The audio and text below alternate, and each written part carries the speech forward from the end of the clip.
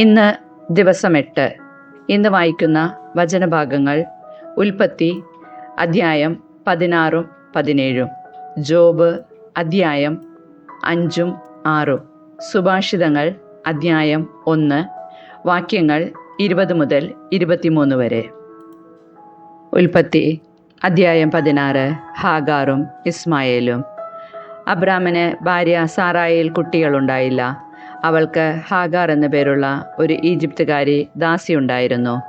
സാറായി അബ്രാമിനോട് പറഞ്ഞു, മക്കളുണ്ടാവാൻ ദൈവം എനിക്ക് വരം തന്നിട്ടില്ല. നിങ്ങൾ എൻ്റെ ദാസിയെ പ്രാപിക്കുക.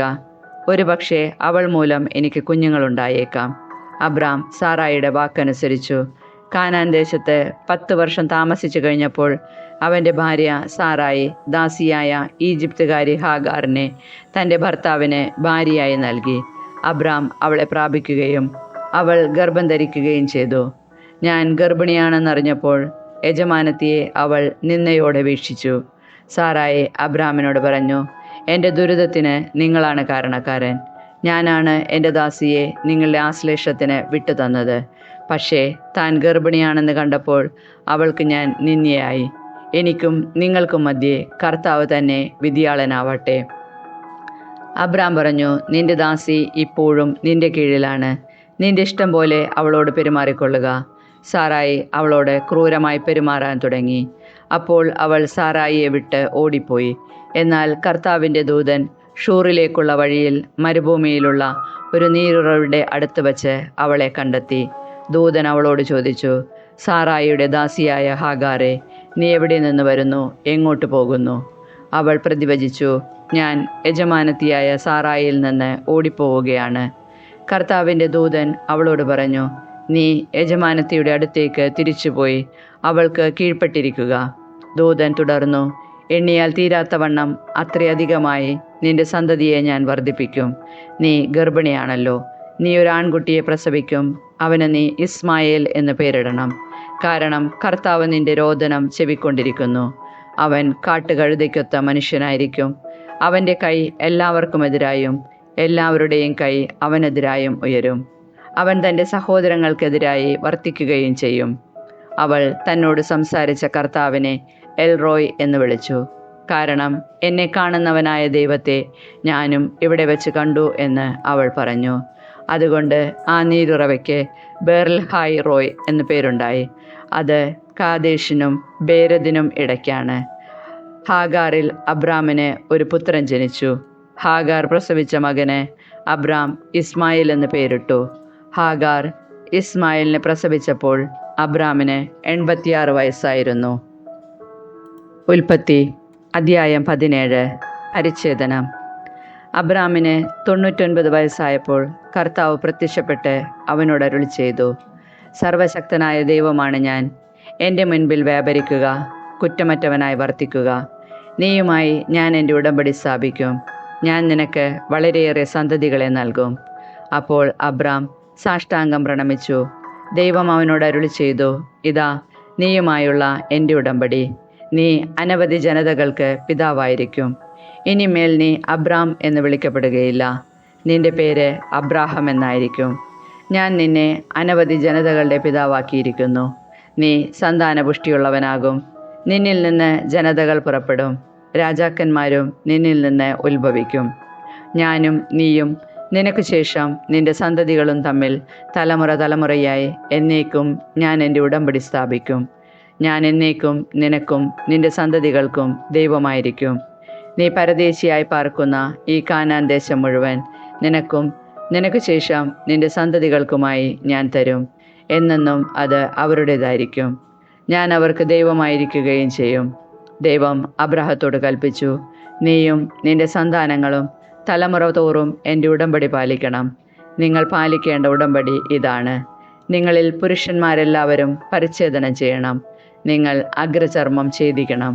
ഞാനും നിങ്ങളുമായുള്ള ഉടമ്പടിയുടെ അടയാളമായിരിക്കും അത്. നിങ്ങളിൽ 8 ദിവസം പ്രായമായ ആൺകുട്ടിക്ക് പരിച്ഛേദനം ചെയ്യണം. നിന്റെ വീട്ടിൽ പിറന്നവനോ നിന്റെ സന്താനങ്ങളിൽപ്പെടാത്ത വിലയ്ക്ക് വാങ്ങിയ പരദേശിയോ ആകട്ടെ, തലമുറ തോറും എല്ലാ പുരുഷന്മാർക്കും പരിച്ഛേദനം ചെയ്യണം. നിന്റെ വീട്ടിൽ പിറന്നവനും നീ വിലയ്ക്ക് വാങ്ങിയവനും പരിച്ഛേദനം ചെയ്യപ്പെടണം. അങ്ങനെ എൻ്റെ ഉടമ്പടി നിന്റെ മാംസത്തിൽ ശാശ്വതമായ ഒരു ഉടമ്പടിയായി നിലനിൽക്കും. പരിച്ഛേദനം ചെയ്യപ്പെടാത്ത പുരുഷനെ സമൂഹത്തിൽ നിന്ന് പുറന്തള്ളണം. അവൻ എൻ്റെ ഉടമ്പടി ലംഘിച്ചിരിക്കുന്നു. ഇസഹാക്ക്. ദൈവം അബ്രാഹത്തോട് അരുളി ചെയ്തു, നിന്റെ ഭാര്യ സാറായിയെ ഇനിമേൽ സാറായി എന്നല്ല വിളിക്കേണ്ടത്, അവളുടെ പേര് സാറ എന്നായിരിക്കും. ഞാൻ അവളെ അനുഗ്രഹിക്കും, അവളിൽ നിന്ന് ഞാൻ നിനക്കൊരു പുത്രനെ തരും. അവളെ ഞാൻ അനുഗ്രഹിക്കും, അവൾ ജനതകളുടെ മാതാവാകും. അവളിൽ നിന്ന് ജനതകളുടെ രാജാക്കന്മാർ ഉത്ഭവിക്കും. അപ്പോൾ അബ്രാഹം കമിഴ്ന്നു വീണ് ചിരിച്ചുകൊണ്ട് ആത്മകഥം ചെയ്തു, 100 വയസ്സ് തികഞ്ഞവന് കുഞ്ഞു ജനിക്കുമോ? 90 എത്തിയ സാറ ഇനി പ്രസവിക്കുമോ? അബ്രാഹം ദൈവത്തോട് പറഞ്ഞു, ഇസ്മായേൽ അങ്ങയുടെ തിരുമുൻപിൽ ജീവിച്ചിരുന്നാൽ മതി. ദൈവം അരുളി ചെയ്തു, നിന്റെ ഭാര്യ സാറ തന്നെ നിനക്കൊരു പുത്രനെ പ്രസവിക്കും. നീ അവനെ ഇസഹാക്ക് എന്ന് വിളിക്കണം. അവനുമായും അവൻ്റെ സന്തതികളുമായും ഞാൻ നിത്യമായ ഒരു ഉടമ്പടി സ്ഥാപിക്കും. ഇസ്മായേലിന് വേണ്ടിയുള്ള നിന്റെ പ്രാർത്ഥനയും ഞാൻ ചെവിക്കൊണ്ടിരിക്കുന്നു. ഞാൻ അവനെ അനുഗ്രഹിച്ചിരിക്കുന്നു. ഞാൻ അവനെ സന്താനപുഷ്ടിയുള്ളവനാക്കി അവൻ്റെ സന്തതികളെ വർദ്ധിപ്പിക്കും. അവൻ 12 രാജാക്കന്മാർക്ക് പിതാവായിരിക്കും. അവനിൽ നിന്ന് ഞാനൊരു വലിയ ജനതയെ പുറപ്പെടുവിക്കും. എന്നാൽ സാറായിൽ നിന്ന് അടുത്ത വർഷം ഈ സമയത്ത് നിനക്ക് ജനിക്കാൻ പോകുന്ന ഇസഹാക്കുമായിട്ടാണ് എൻ്റെ ഉടമ്പടി ഞാൻ സ്ഥാപിക്കുക. അബ്രാഹത്തോട് സംസാരിച്ചു കഴിഞ്ഞ് ദൈവം അവനെ വിട്ടുപോയി. ദൈവം കൽപ്പിച്ചതുപോലെ ആ ദിവസം തന്നെ അബ്രാഹം മകൻ ഇസ്മായേലിനെയും തൻ്റെ വീട്ടിൽ പിറന്നവരും താൻ വില കൊടുത്ത് വാങ്ങിയവരുമായ സകല പുരുഷന്മാരെയും പരിച്ഛേദനം ചെയ്തു. പരിച്ഛേദന സമയത്ത് അബ്രാഹത്തിന് 99 വയസ്സും ഇസ്മായേലിന് 13 വയസ്സുമുണ്ടായിരുന്നു. അന്ന് തന്നെ അബ്രാഹവും മകൻ ഇസ്മായേലും പരിച്ഛേദനം ചെയ്യപ്പെട്ടു. അബ്രാഹത്തിൻ്റെ വീട്ടിലെ എല്ലാ പുരുഷന്മാരും വീട്ടിൽ പിറന്നവരും പരദേശികളിൽ നിന്ന് വിലക്ക് വാങ്ങിയവരുമായ എല്ലാവരും അവനോടൊപ്പം പരിച്ഛേദനം ചെയ്യപ്പെട്ടു. ജോബ് അധ്യായം 5. വിളിച്ചു നോക്കൂ, ആരെങ്കിലും നിനക്കുത്തരം നൽകുമോ? ഏത് വിശുദ്ധ ദൂതനെയാണ് നീ ആശ്രയിക്കുക? ക്രോധാവേശം മൂഢനെ കൊല്ലുന്നു, അസൂയ സരളഹൃദയനെ നിഹനിക്കുന്നു. ഭോഷൻ വേര് പിടിക്കുന്നത് ഞാൻ കണ്ടു. തൽക്ഷണം അവൻ്റെ ഭവനത്തെ ഞാൻ ശപിച്ചു. അവൻ്റെ മക്കൾ അഭയസ്ഥാനത്ത് നിന്ന് അകലെയാണ്. കവാടത്തിങ്കൽ വെച്ച് തന്നെ അവർ തകർക്കപ്പെടുന്നു. അവരെ രക്ഷിക്കാൻ ആരുമില്ല. അവൻ്റെ വിളവ് വിശക്കുന്നവൻ തിന്നുകളയുന്നു. മുള്ളുകളിൽ നിന്ന് പോലും അവനത് പറിച്ചെടുക്കുന്നു. ദാഹാർത്തർ അവൻ്റെ സമ്പത്തിനു വേണ്ടി ഉഴറുന്നു. അനർത്ഥങ്ങൾ ഉത്ഭവിക്കുന്നത് പൊടിയിൽ നിന്നല്ല, കഷ്ടത മുളയ്ക്കുന്നത് നിലത്തു നിന്നുമല്ല. അഗ്നിസ്ഫുലിംഗങ്ങൾ മുകളിലേക്ക് പറക്കുന്നത് പോലെ മനുഷ്യൻ കഷ്ടതയിലേക്ക് പിറന്നു വീഴുന്നു. ഞാനായിരുന്നെങ്കിൽ ദൈവത്തെ അന്വേഷിക്കുമായിരുന്നു. എൻ്റെ കാര്യം ഞാൻ ദൈവസന്നദ്ധിയിൽ സമർപ്പിക്കുമായിരുന്നു. അവിടുന്ന് അഗ്രാഹ്യമായ വൻ കാര്യങ്ങളും അത്ഭുതങ്ങളും അസംഖ്യം ചെയ്യുന്നു. അവിടുന്ന് ഭൂമിയെ മഴ കൊണ്ട് നനയ്ക്കുന്നു, വയലുകളിലേക്ക് വെള്ളമൊഴുക്കുന്നു.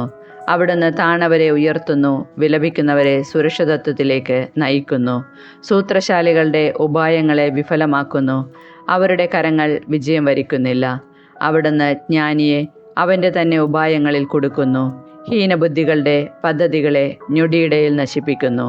പകൽ സമയത്ത് അവരെ ഇരുൾ മൂടുന്നു, മധ്യാഹ്നത്തിൽ രാത്രിയിലെന്ന പോലെ അവർ തപ്പിത്തടയുന്നു.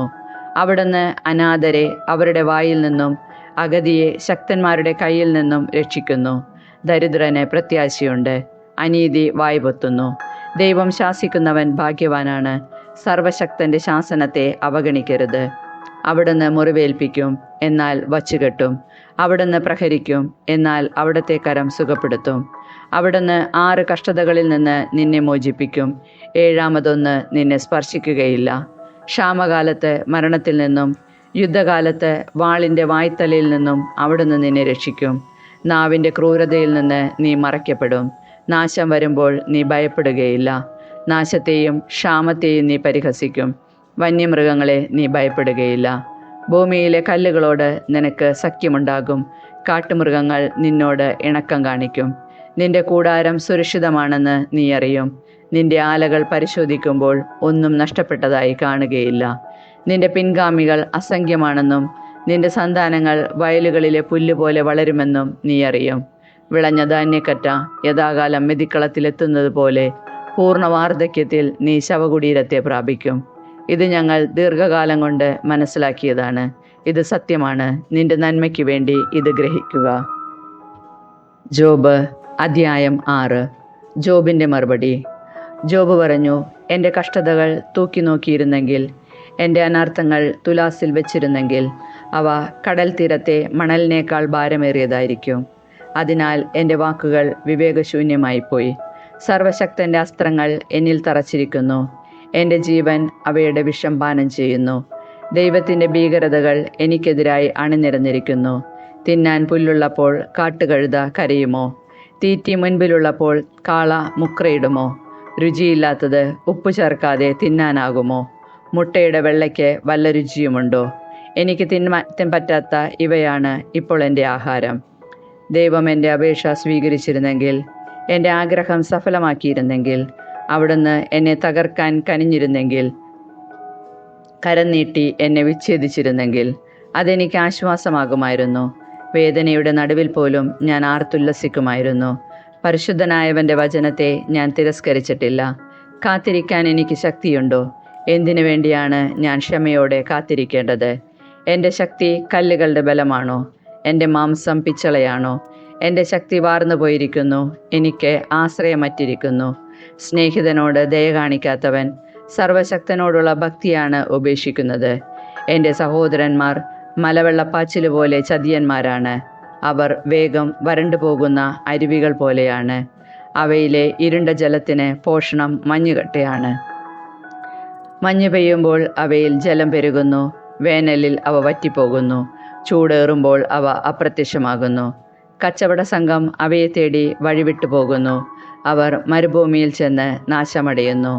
തേമാന്യരുടെ കച്ചവട സംഘം അവയെ തേടുന്നു. ഷേബായരുടെ യാത്രാസംഘം അവയിൽ പ്രതീക്ഷയർപ്പിക്കുന്നു.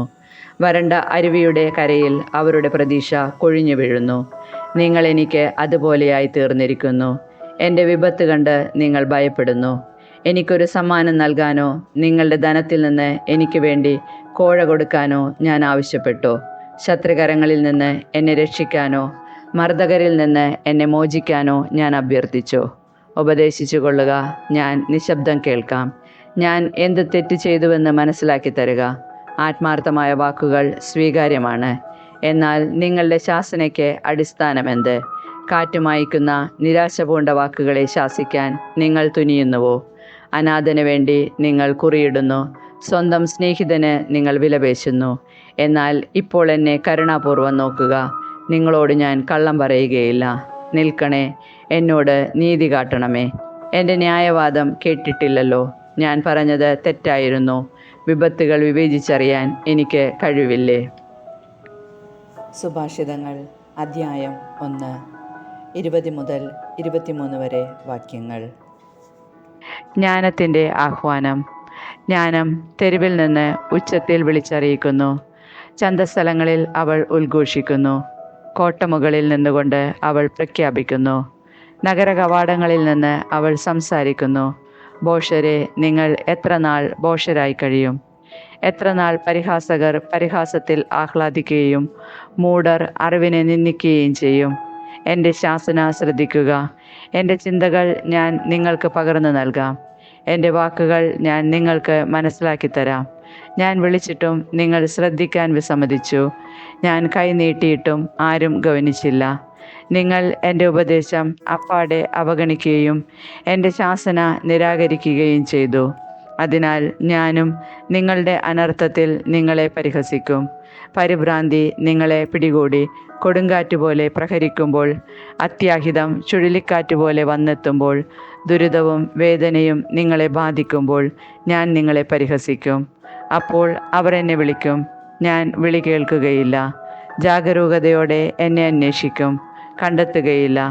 അവർ അറിവിനെ വെറുത്ത് ദൈവഭക്തിയെ നിരാകരിച്ചു.